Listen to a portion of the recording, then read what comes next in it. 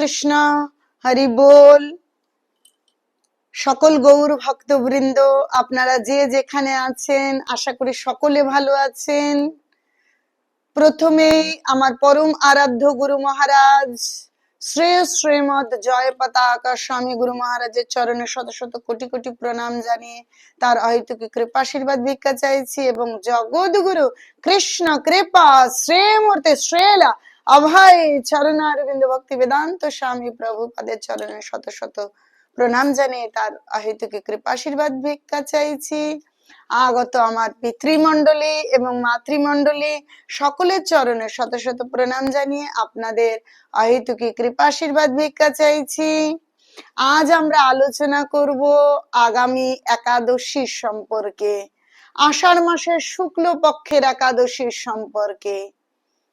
চলছে রথযাত্রা, আর রথযাত্রার শেষে একাদশী হচ্ছে দেব শয়নী বা শয়নী একাদশী বা শয়ন একাদশী। আষাঢ় মাসের শুক্ল পক্ষের একাদশী, যে একাদশী থেকে চতুর্মাস্য ব্রত শুরু হয়। অধিকাংশ ভক্তবৃন্দ চাতুর্মাস্য ব্রত শুরু করবে এই একাদশী থেকে, আবার অনেকেই আছেন যারা গুরু পূর্ণিমা থেকে করবেন। তো এই একাদশী কবে পালন করব এবং এর পারণ পরের দিন কটায় হবে এবং একাদশীতে কি কি আমরা গ্রহণ করতে পারি, কিভাবে ব্রতটাকে সর্বশ্রেষ্ঠ ভাবে পালন করতে পারি, আমরা সেই বিষয়ে আজ আলোচনা করব। তো দেব শয়নী তথা শয়ন তথা শয়নী একাদশী 25শে জুলাই শনিবার। 25শে জুলাই শনিবার হচ্ছে। তো এই দিন ভগবান বিষ্ণু অনন্ত শয্যায় শায়িত হন, সেই জন্য এই একাদশী ব্রতকে শয়ন একাদশী বলা হয়েছে বা দেব শয়নী একাদশী। এই একাদশীর 2 মাস পরে যখন ভগবান পার্শ্ব পরিবর্তন করেন তখন আসবে পার্শ্ব একাদশী এবং তারও 2 মাস পরে আসবে উত্থান একাদশী, যখন ভগবান তার অনন্ত শয্যা থেকে উত্থান করবেন। এই সময়টা এই 4টে মাস চাতুর্মাস্য ব্রত থাকে। অধিকাংশ ভক্তবৃন্দ এই চাতুর্মাস্য ব্রত পালন করে। চলুন আজ জেনে নেই যে সারা বিশ্বে এই একাদশী ব্রতটা কবে। ভারত, বাংলাদেশ তথা এশিয়া, অস্ট্রেলিয়া, পৃথিবীর প্রায় সমস্ত মহাদেশে এই একাদশী হচ্ছে 25শে জুলাই শনিবার। একমাত্র আমেরিকা, কানাডা, সান ফ্রান্সিসকো এবং ক্যালিফোর্নিয়া বাদ দিয়ে সমস্ত পৃথিবীতে এই একাদশী 25শে জুলাই শনিবার। তাহলে যে যেখানেই থাকুন না কেন এই দিন একাদশী ব্রত পালন করুন। অনেকে এরকম মনে করতে পারেন যে আমরা তো পুরীতে আছি, আমাদের তো বইতে আছে, আমাদের একাদশী ব্রত পালন করবার প্রয়োজন নেই। না, এরকম বিষয়টা নয়।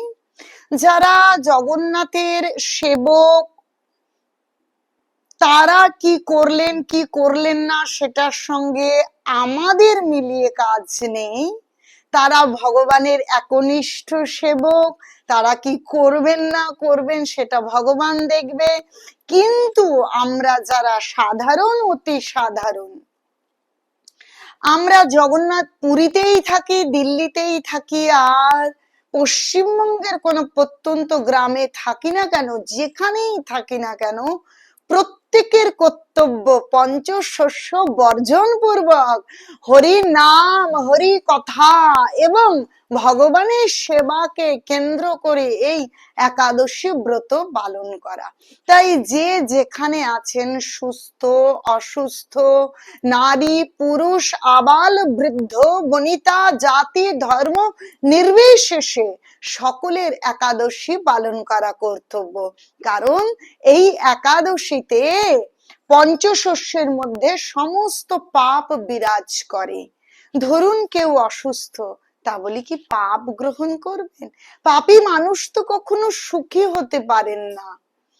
তো যে কোনো অবস্থায় এই একাদশী ব্রত পালন করা যায়। কি শৌচ কি অশৌচ, কি নারী কি পুরুষ, কি সধবা কি বিধবা, তো সকলে একাদশী ব্রত পালন করুন পঞ্চশস্য বর্জন করে।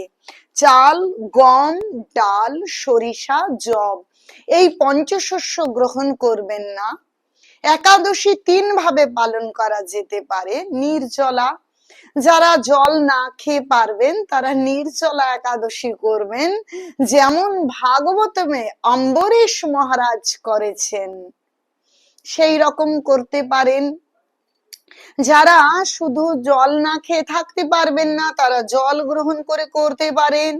আবার তাতেও যদি অসমর্থ হন তাহলে ফল খেয়ে করতে পারেন, এবং তাতেও অসমর্থ হলে আলু, কাঁচকলা, পেঁপে, কুমড়ো এই জাতীয় সবজি বা চিনেবাদাম সেদ্ধ করে বা বিশুদ্ধ ঘি বা সানফ্লাওয়ার তেল দিয়ে আপনারা তরকারি করেও গ্রহণ করতে পারেন, কিন্তু কোনোভাবেই পঞ্চশস্য গ্রহণ করবেন না। আর সব থেকে বড় কথা, একাদশী দিনটা ভগবানের স্মরণ পূর্বক ভগবানের নাম অধিক মাত্রায় গ্রহণ করে একাদশী ব্রত পালন করুন। গীতা ভাগবতম অধ্যয়ন করুন, শ্রবণ করুন। দেখুন, এই দেব শয়নী একাদশী তথা সমস্ত একাদশী আমাদের সকলের পালন করা কর্তব্য। এমন নয় যে শুধু না খেয়ে থাকলেই একাদশী ব্রত সর্বশ্রেষ্ঠ ভাবে বা উপায়ে উদযাপন করা যায়।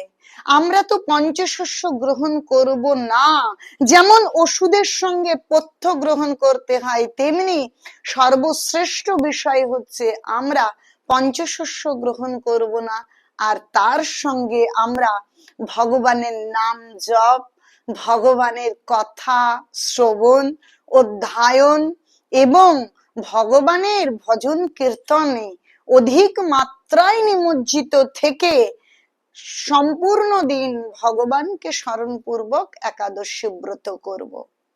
তাহলে চলুন আমরা শুনে নিই এই একাদশী ব্রত মাহাত্ম্য, তারপর আমরা জেনে নেব এর পারণ, অর্থাৎ পরের দিন আমরা কি করে এই উপবাস ভঙ্গ করব। পারণ বিষয় সম্পর্কে সামান্য একটু বলে নিই। আসলে একাদশীর দিন আমরা পঞ্চশস্য গ্রহণ করি না, আর পরের দিন যথা সময়ে আমাদেরকে সেই পঞ্চশস্য ভগবানের নিবেদন পূর্বক গ্রহণ করা উচিত। একাদশী ব্রত করবার জন্য আগের দিন হয় নিরামিষ, আর সব থেকে ভালো হয় কৃষ্ণ প্রসাদ, ভগবানের নিবেদিত প্রসাদ গ্রহণ করুন, এবং রাত্রি মোটামুটি 12টার পূর্বে তো অবশ্যই যত দ্রুত সম্ভব দন্ত মার্জন করে পরিষ্কার পরিচ্ছন্ন হয়ে ভগবানের কাছে প্রার্থনা করে ঘুমোতে যাওয়া উচিত। এবং একাদশীর দিন ব্রহ্ম মুহূর্তে ঘুম থেকে উঠে ভগবানের আরতি কীর্তন দিয়ে দিন শুরু করে ভগবানের নাম দিয়ে সারাটা দিন ভগবানকে স্মরণ পূর্বক উপবাস পালন করা কর্তব্য। আসুন আমরা শুনে নিই এর মাহাত্ম্য। স্বয়ং একাদশী।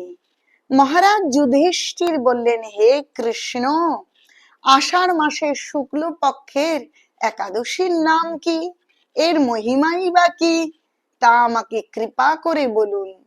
শ্রীকৃষ্ণ বললেন, ব্রহ্মা এই একাদশী সম্পর্কে দেবর্ষি নারদকে যা বলেছিলেন আমি সেই আশ্চর্যজনক কথা আপনাকে বলছি। শ্রী ব্রহ্মা বললেন, হে নারদ, এই সংসারে একাদশীর মতন পবিত্র আর কোনো ব্রত নেই। সকল পাপ বিনাশনের জন্য এই বিষ্ণু ব্রত পালন করা একান্ত আবশ্যক। যে ব্যক্তি এই প্রকার পবিত্র, পাপ নাশক এবং সকল অভীষ্ট প্রদাতা একাদশী ব্রত না করে, তাকে নরকগামী হতে হয়। আষাঢ়ের শুক্ল পক্ষের এই একাদশী শয়নী নামে বিখ্যাত। শ্রী ভগবান ঋষিকেশের জন্য এই ব্রত পালন করতে হয়। এই ব্রতের সম্বন্ধে এক মঙ্গলময় পৌরাণিক কাহিনী আছে, আমি এখন তা বলছি। বহু বছর পূর্বে সূর্য বংশে মান্ধাত্তা নামে একজন রাজর্ষি ছিলেন। তিনি ছিলেন সত্য প্রতিজ্ঞ এবং প্রতাপশালী চক্রবর্তী রাজা। প্রজাদেরকে তিনি নিজের সন্তানের মতন প্রতিপালন করতেন। সেই রাজ্যে কোন রকম দুঃখ, রোগ, ব্যাধি, দুর্ভিক্ষ, আতঙ্ক, খাদ্যাভাব অথবা কোনো অন্যায় আচরণ ছিল না। এইভাবে বহুদিন অতিবাহিত হলো। কিন্তু এক সময় হঠাৎ দৈব দুর্বিপাকে ক্রমাগত 3 বছর সেই রাজ্যে কোনো বৃষ্টি হয়নি। দুর্ভিক্ষের ফলে সেখানে দেবতাদের উদ্দেশ্যে দান মন্ত্রের সোহা, সোয়াধা ইত্যাদি শব্দ বন্ধ হয়ে গেল। এমনকি বেদ পাঠও ক্রমশ বন্ধ হলো। তখন প্রজারা রাজার কাছে এসে বলতে লাগলো, মহারাজ, দয়া করে আমাদের কথা শুনুন। শাস্ত্রে জলকে নার বলা হয়, আর সেই জলে ভগবানের অয়ন অর্থাৎ নিবাস। তাই ভগবানের এক নাম নারায়ণ।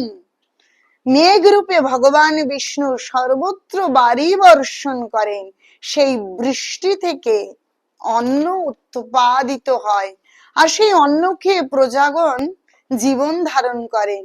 এখন সেই অন্নের অভাবে প্রজারা ক্ষয়প্রাপ্ত হচ্ছে।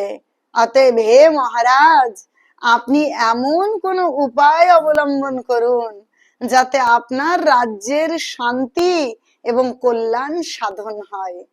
রাজা মান্ধাত্তা বললেন, তোমরা ঠিকই বলেছ। অন্ন থেকে প্রজার উদ্ভব হয়, অন্ন থেকেই প্রজার পালন হয়। তাই অন্নের অভাবে প্রজারা বিনষ্ট হয়, আবার রাজার দোষেও রাজ্য নষ্ট হয়। আমি নিজের বুদ্ধিতে আমার নিজের কোনো দোষ খুঁজে পাচ্ছি না, তবু প্রজাদের কল্যাণের জন্য আমি আপ্রাণ চেষ্টা করব। তারপর রাজা ব্রহ্মাকে প্রণাম করে সৈন্য সহ বনে গমন করলেন। সেখানে প্রধান প্রধান ঋষিদের আশ্রমে ভ্রমণ করলেন।